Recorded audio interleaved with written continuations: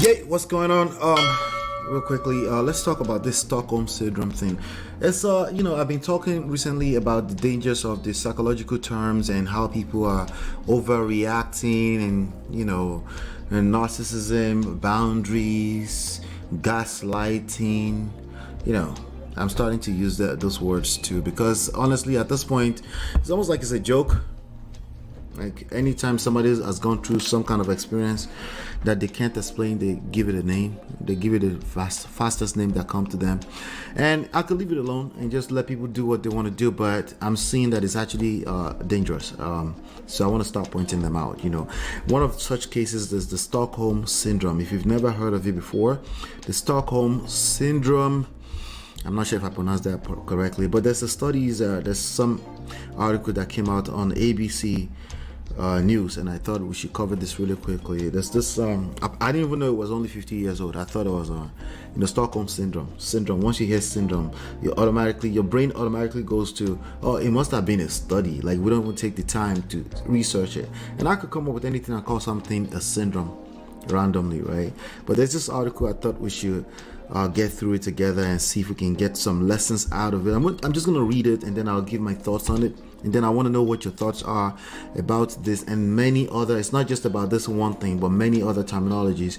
I think Stockholm syndrome, most times I've seen people use this, people will say you're a victim. They try to force you to be a victim. Some of us like, yeah, you were a victim, but there's a way to create better improving lifestyle, quality of life as you get through the rest of life, as opposed to every other day you relieve the experience that made you a victim, right? But and at that point say, oh well, you're just justifying it. You're suffering from something that you don't know. And there are professionals, okay? There are studies and there are books of actual diagnosis that are designed for that. But people don't wait for that anymore. People just self-diagnose. They psychoanalyze each other. Even worse, they psychoanalyze their partners, right? And it's tricky because we're all learning this stuff and we're all influencing each other. And if you see a few people say gaslight a few times, before you know it, you start saying it. You're gaslighting me. Like, we're having a conversation. Well, you're gaslighting me. Damn. What do I do now? And you don't know where to go from that. And that's creating a lot more bottlenecks, even when it comes to communication. Simple as having a conversation, simple as you push back, I push back, okay, we come to an agreement. Oftentimes, it's not going to be as simple as, it's going to be a few back and forth before we come to an agreement, right? And it's okay to agree to disagree, but people are forgetting all of that. They will just say, you know what, you're manipulative, it's controlling, and people, without doing proper assessment or at least to pay attention to what's going on, people are diagnosing each other and psychoanalyzing each other without each other's permission. And we're talking about people that are in personal relationships and they're making things worse for themselves and sadly for another human being who has chosen to engage them as well. Sometimes, and even much more sadly, children are involved in that kind of situation. So I thought we should get through this together. I'm going to read this article today. This is actually 2 days ago. Is Stockholm syndrome a myth? The terrifying crime behind psychology's most famous and dubious term. Most famous, they put and dubious term. A lot of you, I guarantee you, let me know in the comments. I guarantee there's somebody out there who thought that was actually a real diagnosis that's inside a book somewhere, right? So I'm just going to read it and then we'll go from there. On August 23, 1973, exactly about 50 years ago, a notorious safe cracker walked into a Stockholm bank with a submachine gun, a knife, a transistor radio, explosives, and length of rope. Jan Henrik Olsen was ready for the greatest heist of his life. Dressed in a brown wig and fake glasses, he fired a few rounds at the ceiling and announced to the terrified crowd, "The party has just begun." Okay, I read somewhere else that it was said in an American accent, right? Everyone in the what is this, Regis Credit Bank? Okay, I think it's like some kind of German word, right? Including the robber, hoped his demands would be swiftly met. Instead, the robbery turned into a 6-day ordeal. that transformed the lives of everyone involved and gave rise to one of the world's most famous and dubious psychological terms. So most famous, it's called psychology, but it's actually like it was never made up, it was never accepted into any books anywhere. You've probably heard of Stockholm Syndrome, like obsessive compulsive disorder and sociopath, fancy words. It's one of those phrases we throw around in conversation without understanding what it truly means.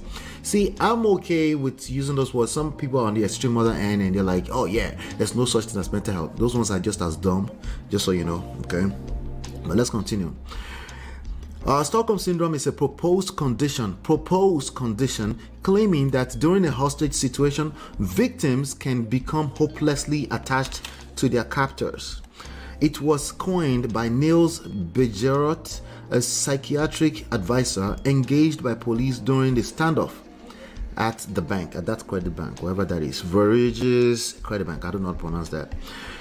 He publicly claimed that one of the young female hostages had forged an emotional bond with the bank robber, implying that their connection was sexual. Christine Emmark, who was 23 when her workplace became the site of a dramatic siege, is the first person in the world diagnosed with Stockholm Syndrome. The trouble is, the condition might not exist. Ouch. She has spent her life maintaining that she felt no affinity for her captor and only did what it took to stay alive. Now, let me say this again. For those lames that will say some things just don't exist, they're just using it, is the Whiteys, is the Matrix, you're just as lame as anybody who would take a term and run with it and not pay attention to what else is going on. Okay, I'm just letting you know. Okay, the sweet spot, the real truth is always somewhere in between, not on the extremes at any point in time, regardless of what we're dealing with or what we're talking about in life. Okay, the trouble is that the conditions might not exist. She has spent her life maintaining that she felt no affinity for her captor and only did what it took to stay alive. Well, somebody told the media, they run with it. Now 50 years later, experts are questioning whether Stockholm Syndrome is a genuine phenomenon or simply a term foisted on a woman who did not respond the way society expected her to during the most frightening experience of her life. Okay, 50 years later. Okay, Kile Tokpo Shika. What happened in the last 50 years? A bunch of people have gone through the rabbit hole and, used that for themselves. But she was a courageous young woman who worked hard to preserve her own safety and the safety of others. All right. Well, what it looked like in the present, another lesson here is that what anything looks like in just a moment is not indicative of the truth. Right? You see, a lot of truth tellers always say something is truth off of just their own limited limitations of understanding and outlook on life. But anyway, let's continue. She was a courageous young woman who worked hard to preserve her own safety and the safety of others, said Dr. Alan Wade, a Canadian therapist who has spoken at length with Christine about her experiences. She's one of the most famous and one of the most profoundly misunderstood women in psychology. Christine's story. Christine was working on a stenographer at Sveriges Credit Bank when Jan Herrick came smashing into her life. She had recently broken up with her boyfriend and was planning to quit the bank in a few weeks so she could go back to uni. Personal stories. Tell us the rest of the story. Wait for the rest of the stories before you make a conclusion. Don't just relate with the story you're being told with your personal story and make a conclusion. You can, but again, be careful because you might be dealing with something that's like very delicate, that can destroy people, right? So just on a regular day as we're moving around, you do that's fine, But when we're dealing with real things, like for example, somebody's marriage, somebody's relationship with their children, things that can literally affect people's mental health, not just in the short term but mid to long term, we have to be careful. We need to be a little bit more careful because once the media takes something and runs with it, it's hard to stop it if it's viral enough, if it's sensational enough. Okay, but on that August day, I continue, she walked onto the bank floor and found a gun wielding man blasting rock music from a transistor radio. I believe the maniac had come into my life, she told the New Yorker in 1974. This was as far as 1974. She's been trying to control narrative. Well, trying to straighten up the narrative, but people are still running around. Stockholm Syndrome. So even those that were born 50 years later. I believed I was seeing something that could happen only in America. Ouch, stray bullet. Jan Eric, who had turned the radio on so he could listen to news reports about his own bank heist, bound Christian's wrists and ankles with rope. She was among 4 employees he took hostage. In exchange for their freedom, he had a raft of demands. First, he wanted notorious con man Clark Olofsson to be freed from prison and brought to the bank. Then he wanted the man to be given the equivalent of $3.4 million, 2 guns, 2 bulletproof vests, and a Ford Mustang. It was delusional. There's no way that was going to happen. Anyway, the Swedish government gave, so this was Stockholm, Sweden, right? The Swedish government gave police permission to remove a bewildered Clark from his prison cell and deliver him to the credit bank.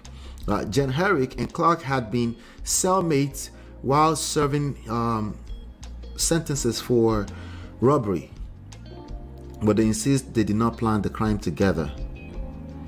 While serving sentences Instead, Jan Eric began to panic as his quick bank heist spiraled into a protracted siege, and he spontaneously demanded the most skilled criminal he knew he brought to his aid. Oh, so it wasn't like they knew each other. Decades later, Christian said that Clark helped keep the situation calm and was a great comfort to her and the other hostages. Oh. So he was actually doing something. There was an actual reason that many people today refuse to learn skill set. Yes, criminals know this same skill set: seduction, attraction, social. They learn this stuff. Power, intelligence. They learn this stuff. Sadly, in the wrong direction used. But I always tell you, the same skills, they're all double-edged swords. They can be used in both directions, right? It can be used to do evil or good. Obviously, you're a good person, but not learning the skills to create what you want is just because the evil people are learning the skills, right? So there's something it was actually doing to get her to be on, all right? Anyway, decades later, Christine said Clark, that's the criminal guy, helped keep the situation calm and was a great comfort to her and the other hostages.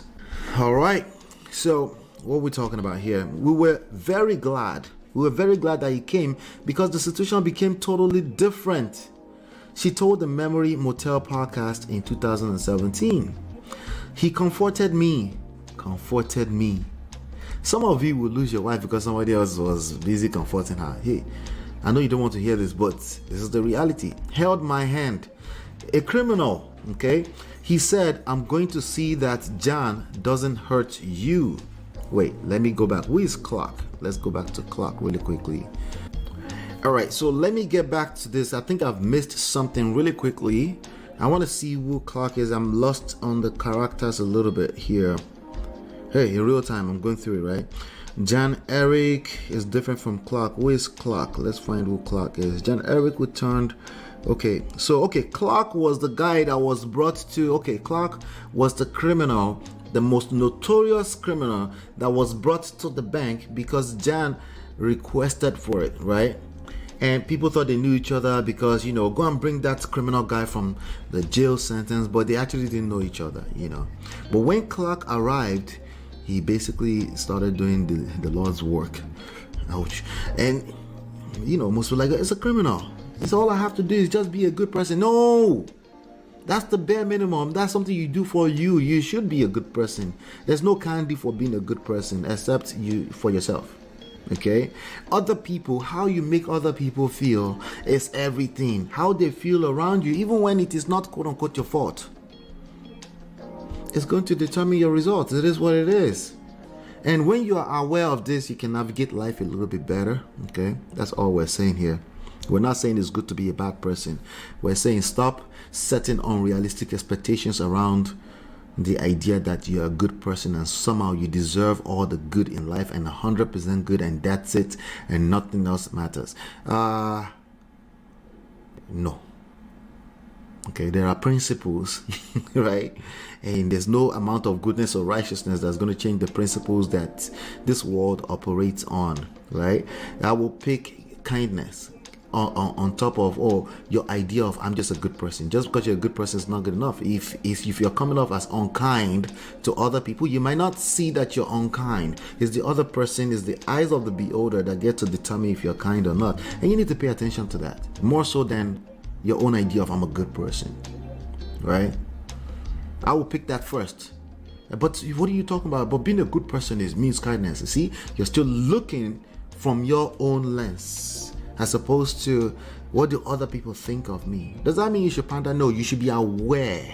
I didn't say you should. You don't always need to pander in that direction. You don't always need to move in that direction, but you need to know what's going on, right? As opposed to no, I don't care. Yeah, you don't care. Yeah, you will see what people that don't care see. Don't care, still don't care. I don't care. I don't care. If you really don't care, then it should be true also across the board, including the consequences of not caring. Just so you know, okay? He comforted me, held my hand. He said, I'm going to see that Jan doesn't hurt you. That's the original guy who broke into the bank. What happened during the next 6 days inside the bank is still the subject of fierce debate among the police, the hostages, and psychologists. The hostages start to question their rescuers because they didn't understand. They didn't take the time to, those that are creating the stuff, they didn't take the time to understand, like, wait, just because somebody said go and bring the guy from the prison doesn't mean they know each other. It does, like what it looks like on the surface does not mean it's the necessary truth. So you always have to leave room just in case you're wrong. Just in case. Right? Police refused to allow Jen, Eric, and Clark to leave the bank if they attempted to talk the hostages with them. If they attempted to take the hostages with them, they refused to let them leave. All right. Authorities also made a huge blunder in the first days of the siege. Jan Eric, still dressed in his disguise and speaking in a fake American accent, was refusing to tell police his identity. After poring over a list of prison escapees, they decided the bank robber was Kaj Hansen. They just decided. Assumptions, right? A famous bandit who was actually hiding out in Hawaii at the time. They sent in a 16-year-old brother unannounced, believing the sight of a loved one would convince him to end the siege. They were doing all they could do, right? Then Eric fired 2 rounds at the boy, who quickly realized the robber was not his brother after all and fled the bank. That one is lucky. This was the moment the 4 hostages, including Christine, started to question the competence of the men who had been sent to save their lives. Like, duh, what do you expect, right? Now the ladies, or maybe at least this lady, Christine, started like, why would you send, now there's guns being fired. This woman obviously will probably be scared for their life. They don't know what's about to happen. That man, Jan, did not know if this man was coming in to hurt him, right? So he had to protect himself. Sometimes you might be nice, you might be a nice guy, a good guy, and people will respond in a way that seems like they're trying to protect themselves. And you're wondering, like, wait, what did I do wrong? Well, it's not just simple as what did I do wrong. If that's a rhetorical question, which is mostly the case, then you're going to hurt yourself. You need to actually wait for that answer so you know what you're doing, as opposed to operating from a place of emotions, right? Christine decided there was only one thing left to do. She picked up the phone and called Sweden's Prime Minister, Olof Palme, to scold him. I am very disappointed, and I quote, I am very disappointed. I think you're sitting there playing checkers with our lives. I fully trust Clark and the robber. I am not desperate. They haven't done a thing to us, she said in the call that was surreptitiously recorded by police. All right, for those of you that don't know, somebody will engage their partner and say, well, I want to work on our marriage. And you're like, but you are being abused. Like, listen, there are some situations where it's true. There's some, right? But again, have you asked enough questions? Have you're projecting? That's really the point of this video. Okay. Do you understand the full intricacies? Do you have the full big picture of what's going on? Abi, you're just going to assume it's Stockholm syndrome. There's a lot of assumptions being made into this environment, right? On what is mental health, emotional health, psychological stuff, blah blah blah, and people completely dismiss what's happening in front of them. Like, are you paying attention in real time, presently, to what is going on? Have you asked enough questions, right? Let's see. But Olaf, what I am scared of is that the police will attack and cause us to die. During the 42-minute call, the spirited young man went head to head with the Prime Minister, demanding he let her and the other hostages leave the bank with Holsen. "You're the highest person in the country, you can save my life," she said. "Yes," the Prime Minister responded, "but I think the best way of doing that is not to let them out on the roads. They must sooner or later understand that this must not continue." At one point, Christine became frustrated and told Palm he should appoint her Prime Minister for the evening so she could be in control of her own destiny. "That can't be done," he said while laughing. "I think you are being terribly unfair. Here are a great many policemen risking their lives who have not moved aggressively in all this time. The purpose, of course, is to protect you." Frustrated, Christine soon ended the phone call with a sarcastic "Thanks for the help." A gas attack ends the siege. After 6.5 days, most of which were spent holed up in the bank vault, the hostages heard the sound of drilling. Police were making holes in the roof of the bank so they could fill the room with tear gas. As the hours passed, Jan-Erik, the original criminal, became increasingly agitated, threatening to kill the hostages if police followed through on their plan. "Don't send in gas, whatever you do," one of the hostages, Sven Saforstrom, shouted at the ceiling. When Jan-Erik tied a noose around her neck, Christine believed the possibility that she would leave the bank alive was evaporating, right? "From the moment Jan made me his hostage, I was afraid he would suddenly kill me," she said. "But now it was the police I was afraid of." Can you picture what's going on here, right? Somebody's trying to, the people that have controlling, manipulative behavior, like, "I'm just trying to protect my family," but the person you're trying to protect is starting to feel like you're the enemy. You need to pay attention to that, right? The human mind is not set up in a straight line the way you are thinking when you're quote unquote thinking logically. You got to pay attention that your logic is flawed. It is not logic when it lacks emotional intelligence. When it lacks social intelligence, you're not a logical person. Stop deceiving yourself. Okay? But now it was the police I was afraid of. I felt hopeless. What difference did it make? I asked myself, which one of them did away with me? Finally, the drilling stopped and police sprayed their gas, sending Jan-Erik and his captors collapsing to the floor where they sputtered and vomited. "We give up. Let us out," Jan-Erik shouted. And you're looking at the picture right here. Let me see, copy image address. This is the picture right here.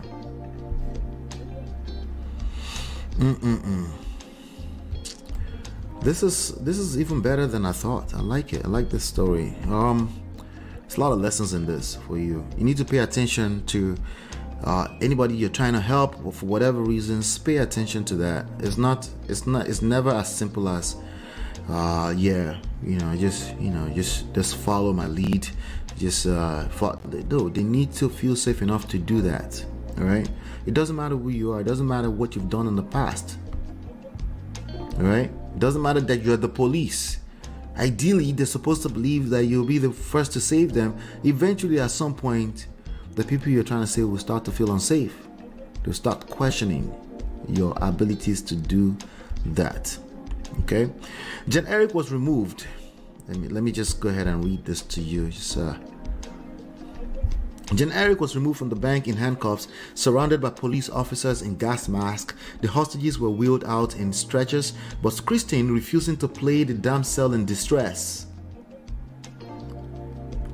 These modern women, they are saying they don't want you. You're not understanding. There's a reason. Have you taken the time to understand why? Have you want to jackpot to Brazil? You think those ones over there will not finesse you, or you don't think those ones have something they care about too?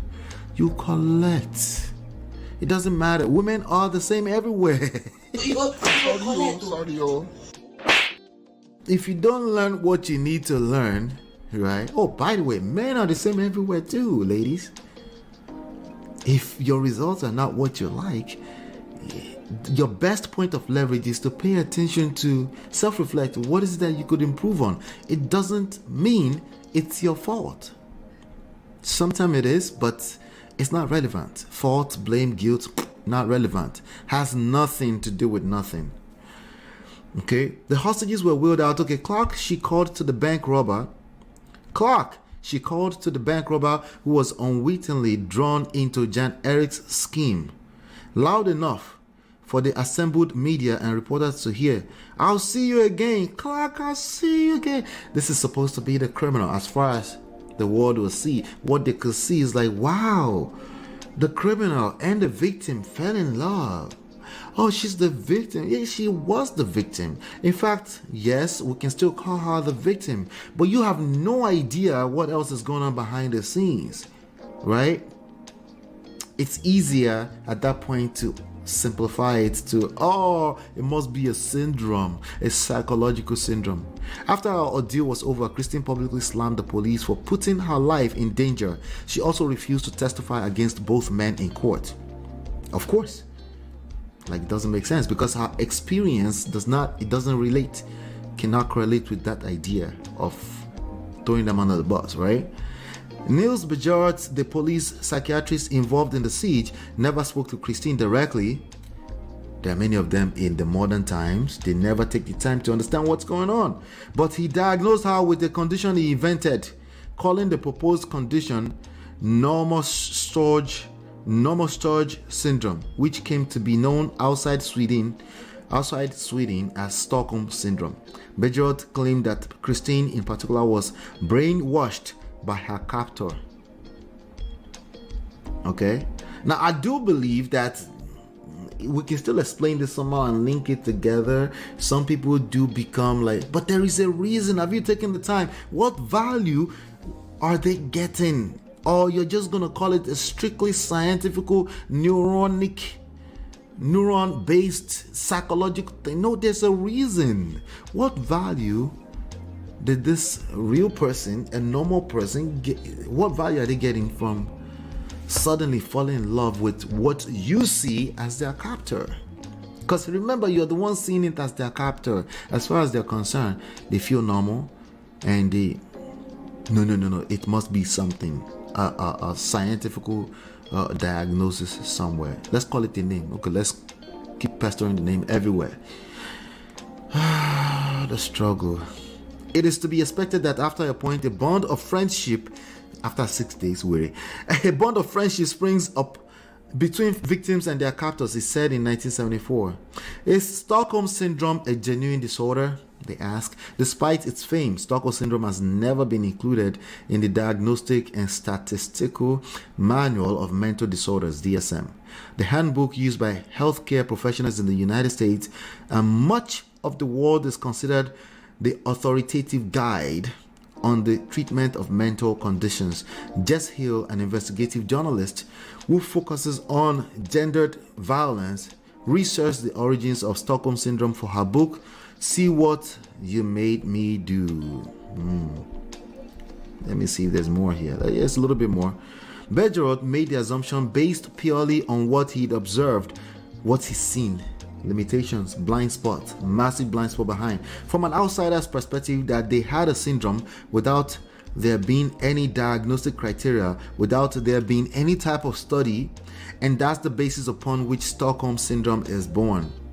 It's really easy to say they must have Stockholm Syndrome, because it's comforting to think that There must be a syndrome that explains why victims act like this. And it's all a way of saying, I would never act like that. A way of saying, I would never act like that. A lot of you will observe situations and you're just coming from a judgmental place at the end of the day. You're assuming, you're making a ton of assumptions. You have no idea what's going on. You're projecting, and it's just a way for you to feel holier than thou in that moment, right? But that moment, you're also busy talking to a lot of people, thinking you're saving people, but you're actually hurting them for a lifetime to come, because they can relate to. They might just be in a space where they needed to hear you say that, but in the mid to long term, they're going to hurt themselves with that same mindset. Even Jan Eric himself admits that by building a rapport with him, his hostages probably saved their own lives. They made it hard to kill. Okay, they still care. They still have a need for contribution, the basic human needs. Like, people, if you understand it, as people always at any point that there's something that they care about. Based off of these theories, among these 6, there's something they care about. Are you able to calm down? Some patients take the time. What is it that they're looking for in all of this? What is it that they care about? FBIs, the professionals, the investigative people, the ones that have been studying this stuff for life, they take their time. The people that, war experts, they take their time to understand this stuff. Why do you think you can just skip time, process, and patience to make this type of conclusion? Why? Because you think you're in love, because you think you have family structures, you have responsibilities, whatever the blah blah that is being pushed in the feminism and red pill communities out there. You think you can just skip time and just use one term to understand what's going on in your personal life and still pretending that it's not personal. It is personal. You need to first of all admit that first. It's all personal. Okay, at the end of the day, all of it, including business, is personal. If you don't take the time to understand that, you'll continue to suffer. They made it hard to kill. They made it hard for killers to kill. Think about that. Okay, they made us go on living together day after day, like goats in that filth. There was nothing to do but get to know each other, he said a year after the robbery. Dr. Wade does not believe Stockholm Syndrome exists. And I quote, Stockholm Syndrome became a way of silencing an indignant, angry, exhausted, courageous young woman who was speaking about the realities of the event from her point of view, he said. It has nothing to do with psychology of Christine Emmark. It was a silencing strategy. For decades after the siege, Christine worried about that she had done something wrong during her 6-day ordeal in the vault. But as she grew older, she changed her mind. You know how you start to make a victim feel like a victim? You help them continue to feel like a victim, thinking you're helping them. Have you ever paid attention to that? Right? You made it worse for them because they really are now, thanks to your help, thanks for the help, they will never have what it feels like to have that experience of actually having a quality of life, or the flip side of what that original experience was. They kept reliving it. Something to consider, right? But as she grew older, she changed her mind. The ideal hostage is a woman who keeps her mouth shut and thinks that the police are going to protect her. That was the ideal, right? She said. And when someone pops up like me, who says the opposite, that was Clark. You have to call it being unhealthy, insane, instead of looking at what the police did. Now in her 70s, Christine has nothing but admiration for the 23-year-old self. A lot of time has gone, 50 years. When they write things in the paper, I couldn't care less, she said. I know my story. I know the truth. After almost 50 years,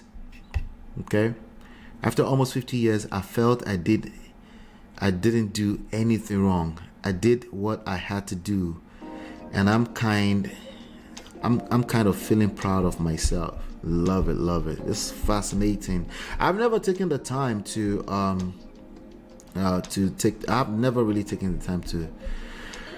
to look at the story, to see how this played out. Yeah, I've never really taken the time. But it's just, I wanted to do it with you. I just saw the beginning of the article. I was like, you know what? I want to see what this is the bank vault. It's the pictures from back then. I want to see where this ends.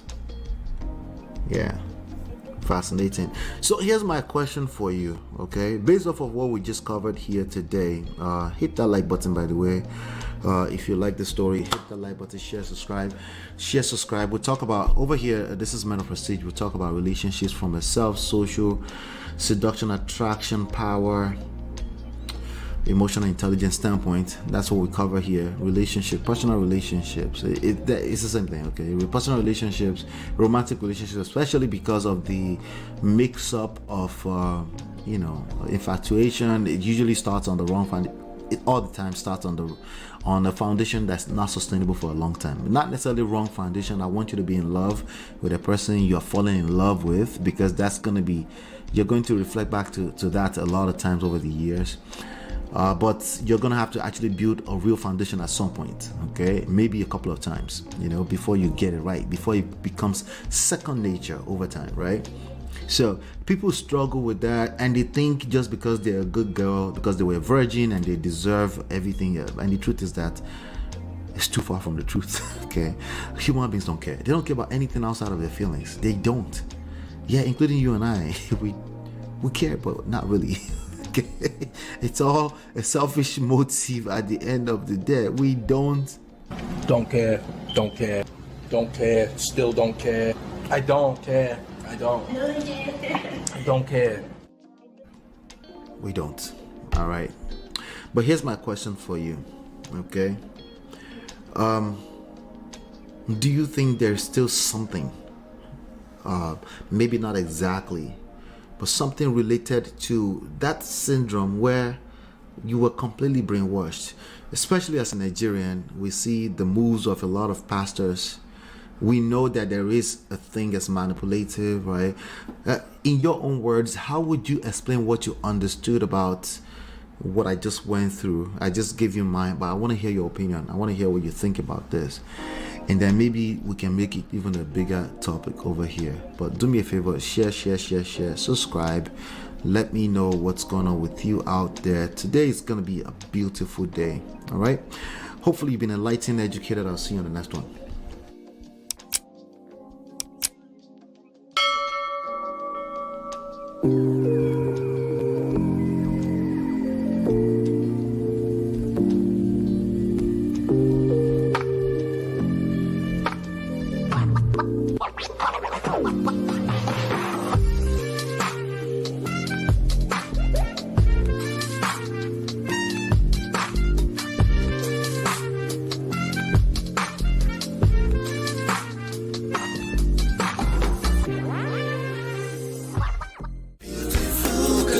Your love that I've been missing. I miss all your hugs, your touching and kissing. Me love on the floor, the couch in the kitchen.